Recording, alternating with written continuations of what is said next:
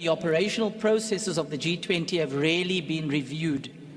In the coming months and following the discussions this week, the South African presidency, working with the G20 membership, will for the first time conduct a review of these processes and consider how to improve and strengthen them.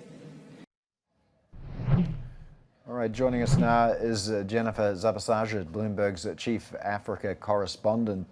Jen, tell us more about what was said, what can be done to head off this problem.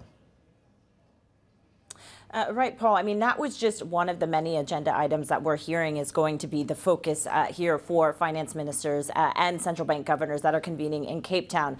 We should note the other one that you were mentioning there from the South African central bank governor is fortifying economies that make up the G20 and others to withstand a lot of these shocks that are coming left, right, and center. Now, listen, we are here in Cape Town for these meetings. Monday and Tuesday is focused on the deputy central bank governors and finance ministers. And Wednesday and Thursday, we'll hear from a number of finance ministers and central bank governors just about what they are doing to fortify their economies from a lot of these shocks. And I think we should note that many of these leaders have told us, even last week at the foreign ministers meeting, that they're convening under the theme of solidarity, equality, and sustainability. But also they have many of their own individual issues. President Ramaphosa of South Africa, namely, has talked about his inclination. He wants to really reform a number of these multilateral development banks and also address things like debt and debt restructuring